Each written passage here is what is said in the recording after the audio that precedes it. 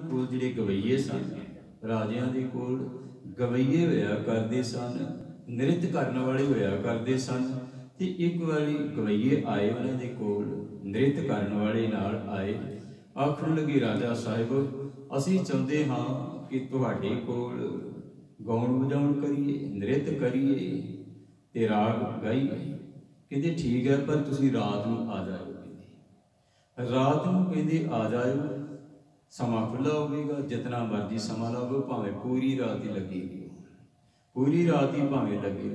ਪਿਆਰਿਓ, ਇਹ ਨ੍ਰਿਤ ਕਰਨ ਵਾਲੇ ਇਹ ਗਵਈਏ ਜਿਸ ਵੇਲੇ ਆਏ ਆਪਣਾ ਸਾਜੋ ਸਮਾਨ ਲੈ ਕਰਕੇ ਇਹਨਾਂ ਨੇ ਗਾਉਣਾ ਵਜਾਉਣਾ ਸ਼ੁਰੂ ਕਰ ਦਿੱਤਾ ਪਿਆਰਿਓ, ਤੇ ਨਾਲ ਨ੍ਰਿਤ ਕਰਨਾ ਸ਼ੁਰੂ ਕਰ ਦਿੱਤਾ। ਰਾਜਿਆਂ ਦੇ ਦਰਬਾਰ ਦੇ ਵਿੱਚ ਇਸੇ ਤਰ੍ਹਾਂ ਹੀ ਹੋਇਆ ਕਰਦਾ ਸੀ।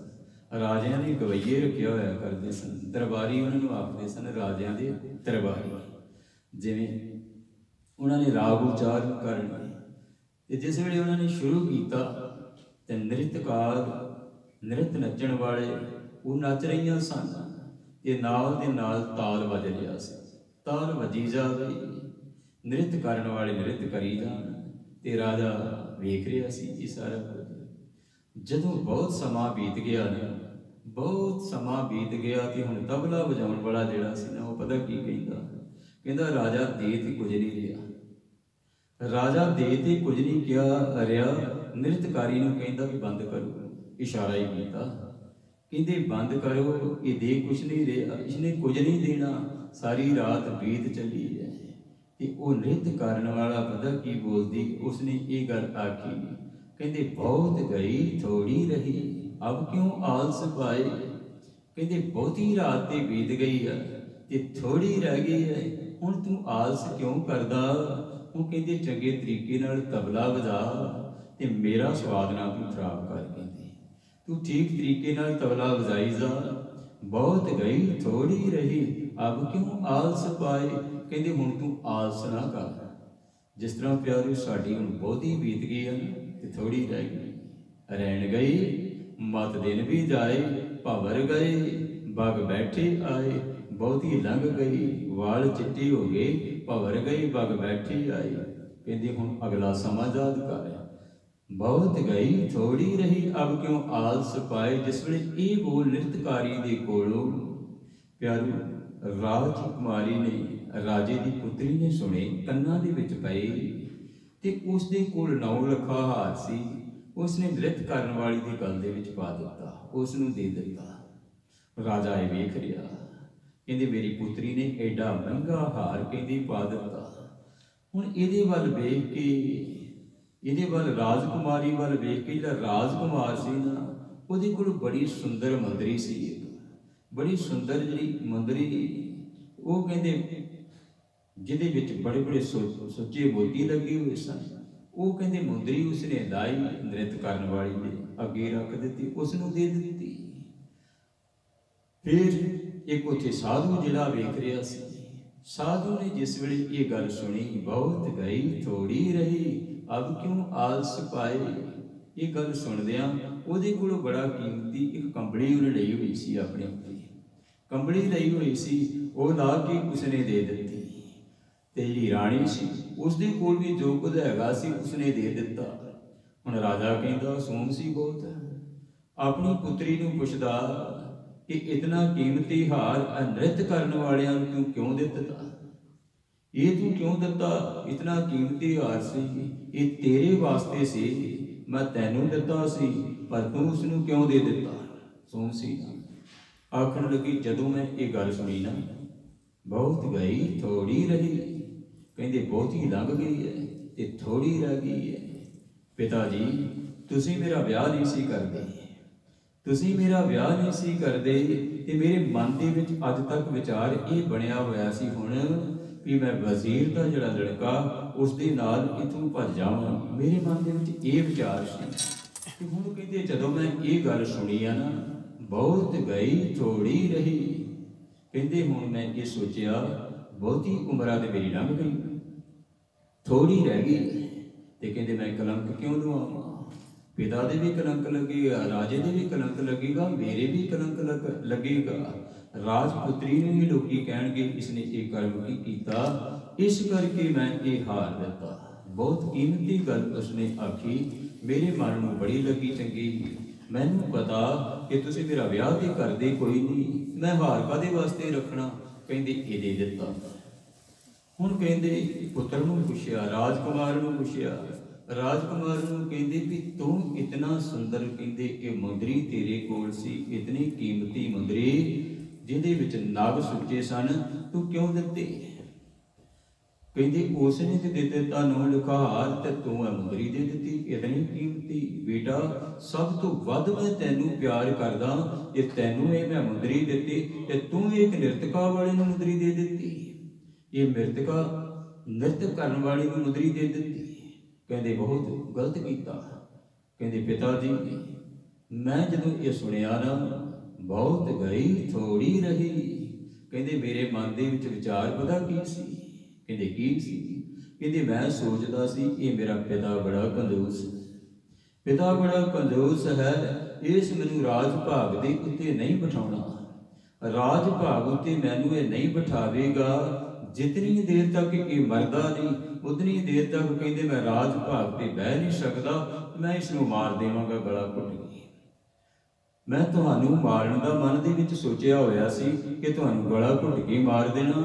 ते फिर मेरे मन दे विच ये गल आई, जदों ये सुनी नृतका दे कोलों गल, बहुत गई थोड़ी रही, भी बहुती लंघ गई है ते थोड़ी रह गई है, ते मैं हुण क्यों कहंदी कलंक लवावां, पिता ने मारी जाना। एक दिन ते राज कहंदे मैनूं ही मिलना, राज ते मैनूं ही मिलना, मैं पिता दा पाप पिता नूं मार के क्यों लवां? इस करके ये मैं कहंदे ये सुंदर कहंदे जिहड़ी मुंदरी सी ये मैं दे दित्ती उसनूं। फिर साधु नूं कहंदे, साधु नूं कहंदे भी चलो इन्हां दी हार दे दित्ता, इन्हें मुंदरी दे दित्ती, पर तेरे कोल इक्को एक कंबड़ी सी, तेरे कोल इक्को एक कंबड़ी सी, तू क्यों दित्ती? कहंदे जिस वेले मैं ये गल सुनी नहीं, कहंदे मैं भगती करदा सी परमेश्वर की प्यारी, मैं भगती करदा सी परमेश्वर की प्यारो। कई बारी कल ही किसी ने मेरे नाल गल कीती, कहंदे भी कदी कदी मन दे विच विचार ये हुंदा है, कितना समा हो गया परमेश्वर की बाणी पढ़दे, हाले तक तो कोई प्राप्ति नहीं हुई, हुण छड्ड ही दईए, मैं नहीं छड्डना नहीं चाहिए। वाहिगुरू किरपा जरूर करदा, कदे ना कदे किरपा करेगा, कदे ना कदे किरपा जरूर करेगा। वाहिगुरू की बाणी ये गल कहती, उसका चिंतन करते रहो, फल की इच्छा न रखो तो फल तुहानू वो जरूर देगा, जदों समा आवेगा वो तुहानू फल दे देगा। कहते जिस वेले मैं ये गल सुनी, बहुत गई थोड़ी रही, अब क्यों आलस पाए? कहते बहुती लंघ गई बंदगी करदियां परमेश्वर की, थोड़ी मेरी रह गई। मेरे मन दे विच अज ये गल आई हुई सी, हुण मैं भगती करनी छड्ड देनी, हुण नहीं मैं भगती करनी। जिस वेले मैं ये गल सुनी है ना कि बहुत गई थोड़ी रही, अब क्यों आलस पाए? यह साधु तो कहंदे बन गया, बहुती तू लंघा दित्ती, परमेश्वर का चिंतन करदियां करदियां आ थोड़ी जी तेरी आरबला रह गई है, ये भी कहंदे परमेश्वर दे लेखे ला दे, शायद परमेश्वर के दर्शन दीदार हो जावन। हुण क्यों आलस करदा? हुण नहीं आलस करना चाहिए। मेरे मन दे विच ये गल आई, इस करके मैं ये कंबड़ी दे दित्ती। हुण प्यारो ये जिहड़ा बड़ा कंजूस राजा सी, बड़ा कंजूस, किसी नूं कुछ नहीं सी दिंदा, जिस वेले ये गल सुनी कहंदे बहुत गई थोड़ी रही, अब क्यों आलस पाए? जिस वेले ये गल सुनी ते जो कुछ उहदे कोल सी राजे दे, उस वेले राज भाग अपने पुत्र नूं दे दिता। कहंदे तू तो मैनूं मार देना सी, राज भाग तू साहब ते पुत्री दा विआह उस वेले कर दिता। कहंदे तू ते भज जाना सी, किसी दे नाल मेरी बदनामी करनी सी, उहदा भी विआह कर दिता, पुत्र नूं राज भाग दे दिता। राज भाग दे के ते जिहड़े नृत्य करन वाले सी उन्हां नूं भी माला माल कर दिता। कहंदे तुहाडी गल सुन करके साडा जीवन पलटा आया। प्यारो गल ते केवल एक ही सरवण कीती, असीं रोजाना बाणी सरवण करदे हां, रोजाना असीं पढ़न वाले ते सुणन वाले, असर कोई नहीं हुंदा। केवल इन्नी गल ही सरवण कीती, बहुत गई थोड़ी रही, अब क्यों आलस पाए? रहन गए मत दिन भी जाए, भवर गए बग बैठे आए,